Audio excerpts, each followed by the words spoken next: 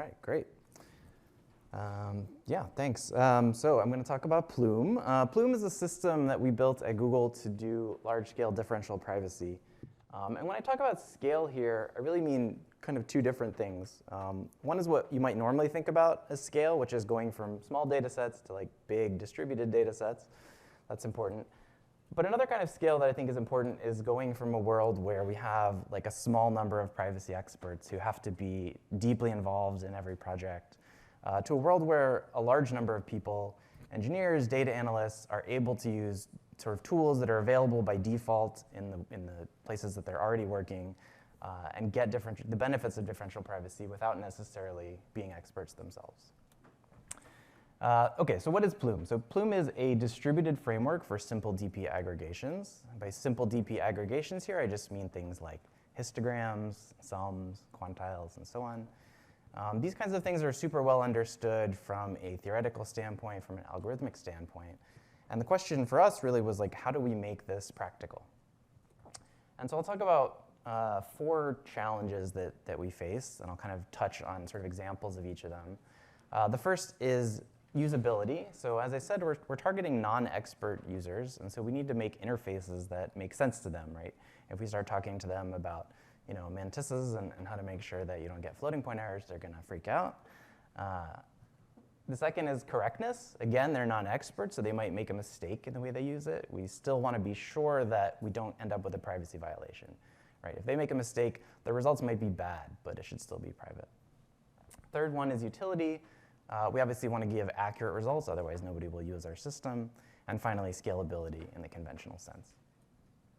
OK, so just to kind of give you an example of the type of problem that might be solved with Plume, imagine that Google has a recipe search, and we log the recipe searches that people make in a table that looks like something on the left. So every time you search for recipe, we write down your user ID and what you searched for. And now an analyst wants to compute a table like something on the right, which for each recipe says how many times it was searched. And this would allow them to understand what are the most popular recipes and so on. OK. So usability. So imagine that we have decided that we're going to implement this histogram using the Gaussian mechanism. The Gaussian mechanism is a DP mechanism, which says basically I'm going to compute the exact counts for each recipe, and then I'm going to add some noise to those counts. Of course, the question is how much noise, and the answer, as probably many of you in the room know, is, well, it depends on the L2 sensitivity of the data set. Well, most of the users of the system don't know their L2 sensitivity. They don't necessarily even know what L2 sensitivity means. Maybe some of you don't know what L2 sensitivity means. And it doesn't matter, right? Like we have to provide them with an interface they can use despite the fact that they're not experts in DP. So what we've done in Plume, and I think this is something that's been adopted in a lot of places, is instead we ask for things that have intuitive interpretations, right? So technically, these are the L0 and L infinity sensitivities, but the way that a user might think about them is, well, how many distinct recipes can an individual search for? And second, how many times can they search for any single recipe? And of course, as some of you know, if we have bounds on L0 and L infinity sensitivities, then we can compute a bound on the L2 sensitivity. Also, as it turns out, we can compute a bound on the L1 sensitivity. And for those who know, this means we could apply the Laplace mechanism instead if we wanted to. So this kind of interface choice not only ensures that the system is intuitive for our clients, but it also gives us, as system designers, a certain amount of flexibility to experiment with different algorithms, to automatically choose the best algorithms for them without them having to change their implementation. Second, correctness. I'll talk about 2 things that could go wrong. As I said, users are non-experts, but even experts make mistakes. They tell us their sensitivity bounds. Those bounds could be wrong. Maybe they didn't understand what was being asked. Maybe they computed it incorrectly. Maybe they just don't know. Or in some cases, there's actually good reasons to put in a sort of wrong bound, which some of you are probably familiar with. Another thing that can go wrong is the keys themselves, that is, the recipes that appear in the output table, can be sensitive, right? Why is that? Well, users sometimes do silly things like accidentally paste their password into a search box, right? We don't want your password to appear in the output table regardless of how noisy the number next to it is. And so to handle this, Plume has stages for what we call contribution bounding and key selection. Contribution bounding is just we take the sensitivity specification that you gave us, and we enforce it. We actually make sure that it's true. And key selection is just the application of another DP algorithm to basically throw away recipes that are not searched by a large enough number of users. Now, because key selection is itself a DP algorithm, it needs sensitivity to be, it needs accurate sensitivity, which means contribution bounding has to come before key selection. This brings us to the third challenge, utility. So imagine a slightly different problem where instead of counting recipe searches, we're going to count searches for directions to different locations in the world. Right? So we have a bunch of users, and suppose, hypothetically, every user has a home. Everybody searches for directions to their home at some point. And we also have a set of like popular locations, and these locations in general are searched for by many users. All right, so the dataset in cartoon form looks something like this. And here you see that each user in our database has searched for 2 different places. And suppose that the sensitivity bound that's specified is 1. So a user can only search for 1 place. So what's going to happen? Contribution bounding step is going to say, well, everybody has too many searches. To enforce the bound, we need to throw 1 away for each user. And we do that randomly. Looks something like that. Next, we do key selection, which says we're going to throw away all of the places that were not searched by enough users. That's going to throw away all of the home locations, and it's going to keep all of these public popular locations. And this is great. This is what we want, right? We don't want private information appearing in the output.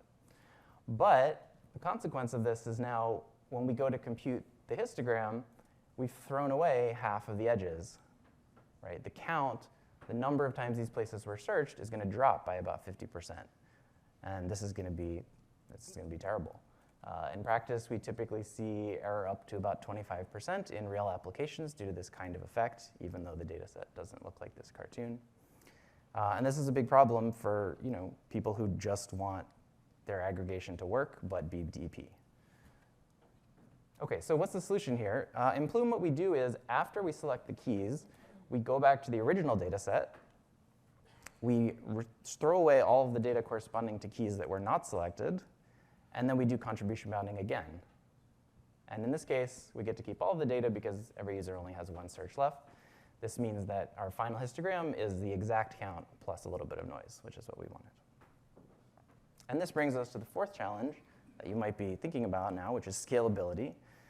Say, Alex, you just described doing a lot of things. And in fact, I did. This is kind of what I described. First, we do contribution bounding. Then we do key selection. Then we go back to the original data set. We restrict it to the selected keys. Then we do contribution bounding again. And then finally, at the end, we do the thing we wanted to do, which was aggregate the data. Now, this you might imagine being expensive, and indeed it is. I don't have time to go into it in a ton of detail, but for large distributed systems, the most expensive operation is what we typically call a shuffle. This is where you take all of the data, which lives distributed out at different worker machines, and you basically reorganize the whole thing. To a first approximation, you could think of this as just copying the entire data set across the network. And if your data set is a petabyte, that takes a long time, even if you have really good Wi-Fi. OK, so how many shuffles does this take? Well, you need to shuffle every time you need the data to be kind of like grouped locally by a new thing. So what happens here? Contribution bounding, we need the data to be shuffled by user, right? Because we need to look at a person's entire contribution and make sure that it meets the bounds. Key selection, nope, we need to shuffle by key. We need to reorganize the data so that we can see how many people search for each key. Restricted to selected keys, we have to now do a join between the selected keys and the original data set, which is effectively another shuffle. Then we do contribution bounding again. We shuffle by user again. Then we need to do our aggregation. We need to shuffle by key again. So there's this back and forth, right? We end up doing basically 5 shuffles here. And this comes with a huge performance overhead. We've seen roughly 13 times slower in practice to run this than it is to just run the aggregation without differential privacy. And this is the kind of thing that freaks someone out.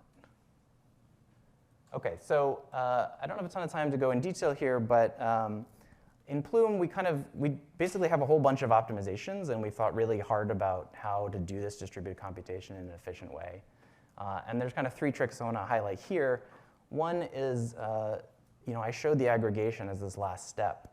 And as an abstraction, that's a nice way to think about it. But in practice, you can kind of promote some of that aggregation to earlier in the pipeline. And by doing so, you shrink your data volume, and you make the rest of the pipeline much faster.